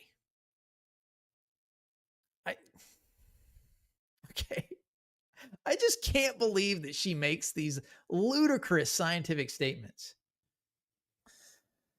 Now, she clearly emphasized the importance of establishing temperance societies and called for her denomination to publish materials promoting temperance. In fact, in the foreword of her book on temperance, the authors recognized, the editors that wrote the foreword recognized her dedication to the issue, noting, and I want you to pay attention to what they say here. They note this very true reality. Temperance was a favorite theme of Mrs. Ellen G. White. Both in her writings and in public discourse. In many of her articles, which appear in denominational journals throughout the years and in manuscripts and letters of counsel addressed to both workers and laity, she urged Seventh-day Adventists to practice temperance and to promote vigorously the temperance cause. In response to earnest requests that this wealth of material and instruction should be made available in a single volume, this handbook, this was written in 1949, by the way, this handbook has been prepared by authorization of Ellen G. White Publications, to whom Mrs. White committed the custody of her books and manuscripts. So, I mean, numerous articles, it's very clear, published by the denominational journals, as stated. It's very clear that the church, both the church and the workers and laity, understood that she was a temperance worker. She implored Seventh-day Adventists to practice temperance and to actively promote the temperance cause.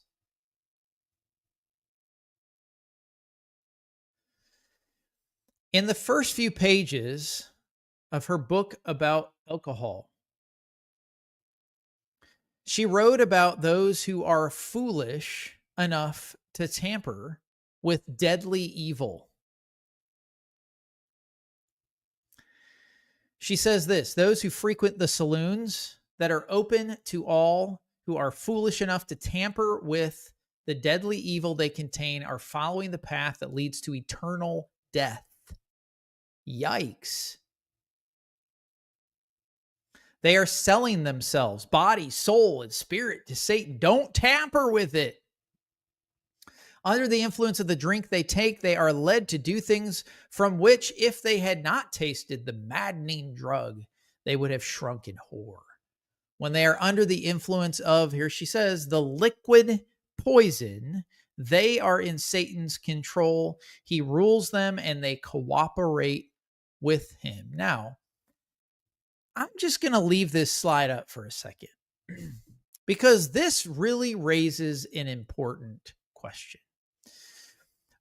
When Ellen White herself, was she foolish enough to tamper with the deadly evil of alcohol in the privacy of her own home? I mean, clearly she struggled with it. It leads us to wonder how many of her inspired writings may have been penned while she was under the influence and potentially in a state of satanic control. Yes, I'm willing to state it. The contradictions between her advocacy of total abstinence and her personal use of alcoholic substances presents complex narratives. And it invites you to reflect, be honest. What actually was the nature of her inspiration, her personal struggle, her human experience? Maybe she was actually controlled by the devil while she was writing much of her writings. It's worth noting.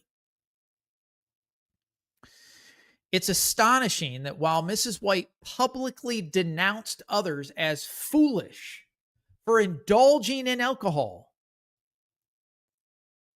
she's back there privately consuming it for supposedly medicinal purposes, clearly, right? And even prescribing it to publicly to pregnant women. Though she advises against the use of wine and beer and other stimulants in treating the sick. This woman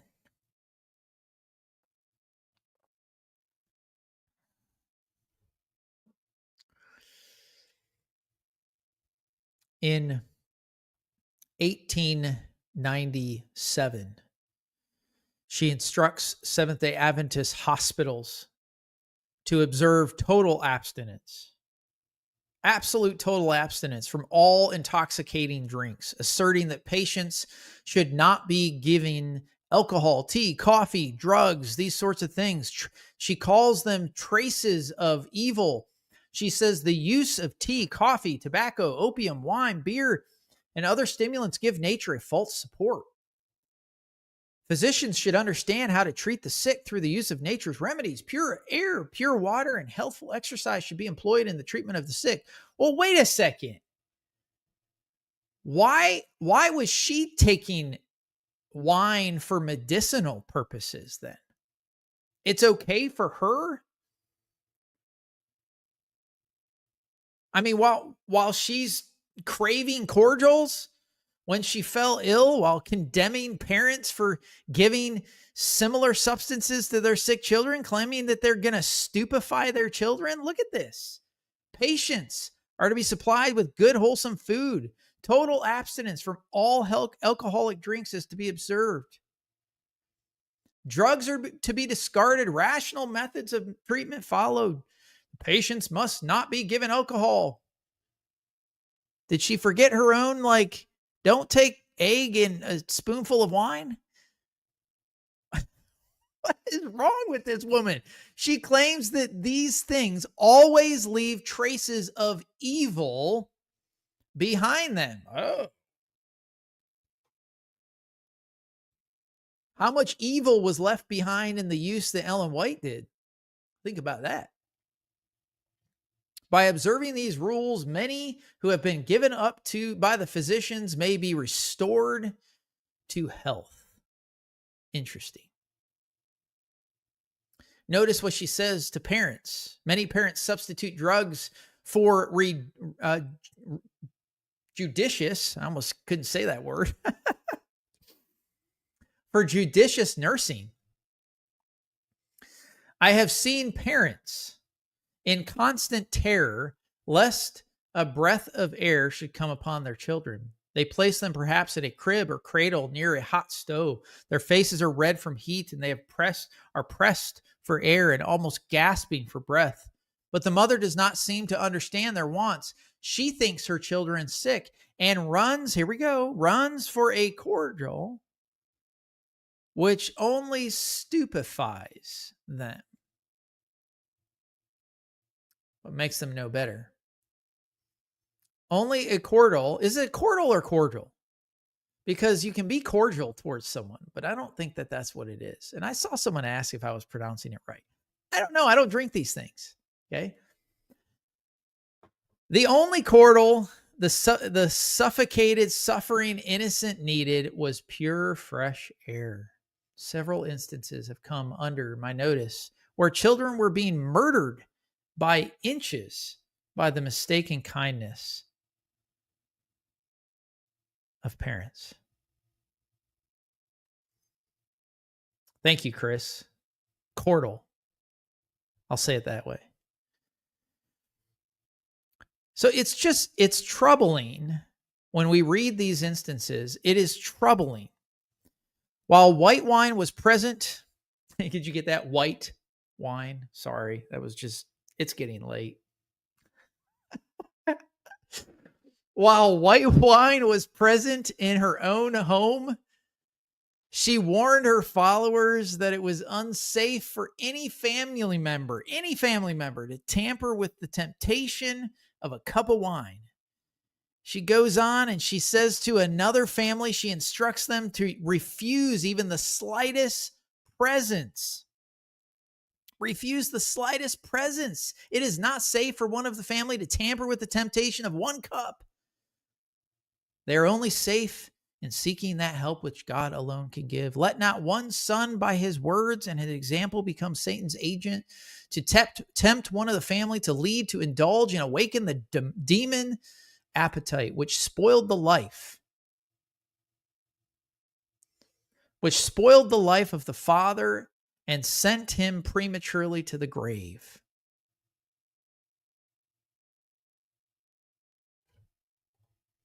The children have had these traits transmitted to them from the father. Wow. Satan exercises his utmost powers to surround the youth with every temptation which leads to evil ways. Again, this begs the question, why was it wrong for this SDA family to have wine in their house when she had it in hers? Why? Why couldn't they have it? And I think this should raise alarms among Adventists today. If you're a follower, if you see Ellen White in any positive way, this should raise some alarming flags in your head. Because Ellen White was apparently grappling with an addiction to alcohol while simultaneously writing books and articles and sending out testimonies in the name of the Lord. She openly admitted to having an addiction to homemade vinegar, acknowledging her use of alcoholic wine, and spoke of seeking out a cordial as if it were a routine part of her life. Notice that other church members observed the alcohol in her home and used it as validation of their own drinking. The precise extent of her actual alcoholic consumption, the duration of her addiction, and how much she may have penned while under the influence, even if it had cocaine or opium or something in the cordial, no one will ever really know. But perhaps the most serious concern is that Sister White demanded her followers abstain from all forms of alcohol. Not one drop. They're not even permitted to keep alcohol in their homes as a precaution against what if they get sick. for medicinal purposes.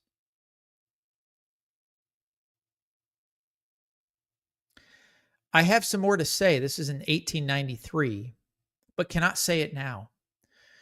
Look these things over and write me. I have to say a few more words for your soul's sake. This is a soul issue. For your family's sake, refuse to have one particle of cider or wine or anything of a stimulating character in your house or on your premises. Your eternal interest is at stake. Your life is ever now in the balance. The course you shall thereafter pursue will decide your destiny. This, she says, all while she maintains a stockpile in her own home and was secretly drinking under the guise of being sick. Not a drop for you. Now, during this exact time, okay, she was celebrated as a national speaker of temperance. In September 1876, in an edition of the Review and Herald, she was extolled for delivering a temperance speech to 20,000 people on a campground. Groveland, Massachusetts. At the close of the service, she accepted an invitation of officers of the Haverhill Reform Club to repeat the address at the City Hall. On that occasion, the hall, which would accommodate over 1,100 persons, quote, was filled to its utmost capacity with the very elite of Haverhill's society, professional men of all classes, officers of the city, and the most intelligent of the people. So this situation brings to mind a critical warning echoed in Scripture, recognizing false prophets. If any prophet teaches truth yet fails to practice what they preach, they are rightly deemed a false prophet. It's glaring contradictions between her public advocacy for temperance and her private indulgence. This should raise substantial questions for you if you're an Adventist about her authority, her authenticity, her integrity, the authority of her messages. And let's not forget what the teachings of the early apostles stated on false teachers and false prophets in the early 1st and 2nd century. Now, this is a 1903 translation available to the early flock and the Seventh-day Adventist Church if they wanted it, of the didact. Now, the didact, those of you that aren't familiar with it, I mentioned this in episode 1, was a 1st and 2nd century document of the early apostles. I'm not claiming it to be canon. I just want you to understand that the early Christians were trying to figure out ways to make sure that they could eradicate false teachers and false prophets in their church, in their denomination, not denominations, in their groups. This is number 11, 8 through 11. Howbeit, not everyone that speaketh in the Spirit is a prophet, except he have the ways of the Lord. Therefore, by their ways shall the false prophet and the prophet be known. And every prophet that appointeth a table in the Spirit shall not eat thereof. Otherwise, he is a false prophet. And if any prophet that teacheth the truth does not the things that he teacheth, he is a false prophet. And any prophet approved and true that doeth things for a worldly mystery of the church, but teacheth not men to do as he himself doeth, he shall not be judged among you, for he hath his judgment with God. For in like manner did also the prophets of old time. As we wrap up our conversation this evening, thank you for being here, those of you that stayed the whole time. I want to take a moment for a serious appeal. It's time to confront the very uncomfortable truth about Ellen G. White. Her actions reveal a very profound hypocrisy that cannot and should not be overlooked any longer. Here's a woman who took to the pulpit, boldly preaching against alcohol and urging total abstinence, all while she grappled her own self with these same substances behind closed doors. This is not just a personal failing, as many Adventist apologists. Listen, she was a human. No, that's not what's going on here, friends. It's a betrayal of the trust placed in her by those who look to her as a divine messenger. This is a clarion call for all who follow her teachings. It's time to re-examine the foundation of your faith. Are you following the teachings of a fallible human, a human being who contradicted her own principles, or are you seeking the unshakable truth found in the very word of God? The Bible clearly calls to discernment and warns. It warns against false teachers. In Matthew 7:15, we are urged to beware of false prophets who come to you in sheep's clothing, but inwardly are ravenous wolves. You will know them by their fruits. Are grapes gathered from thorns or figs from thistles?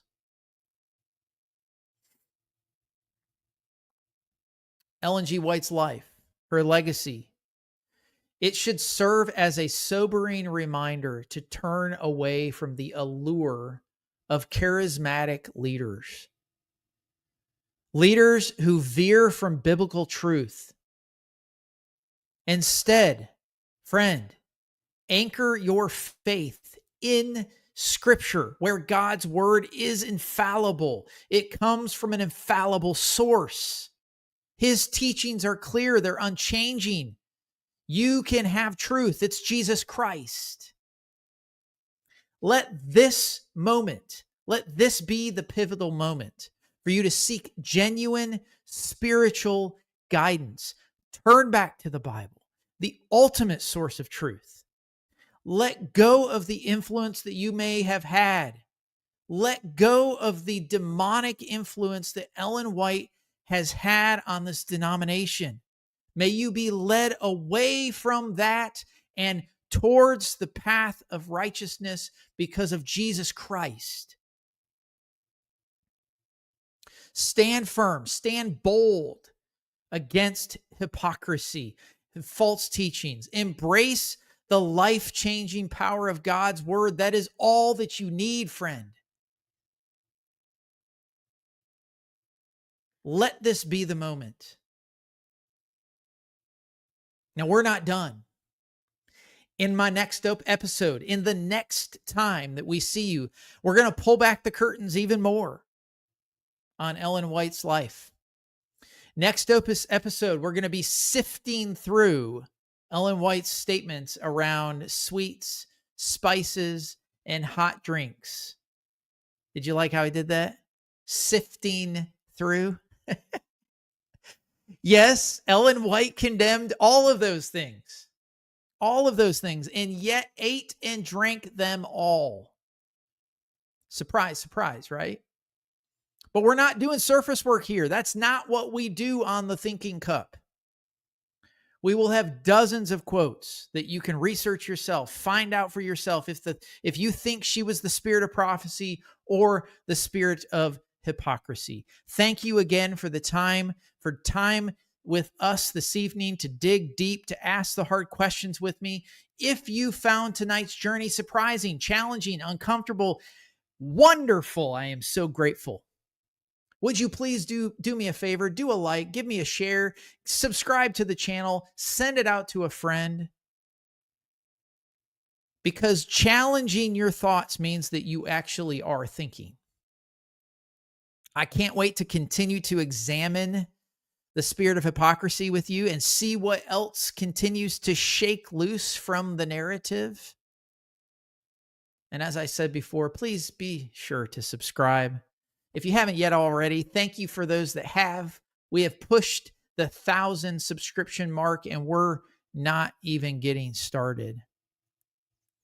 Leave the comments as you have, many of you have. Bring your questions next time because this conversation is far from being over. We will see you in episode 4. I am Mike Colburn from The Thinking Cup, and I'll see you on the next episode where truth's uncomfortable side gets an absolute turn in the spotlight. Until then, keep searching, keep testing, keep thinking for yourself. Stay curious, and good night.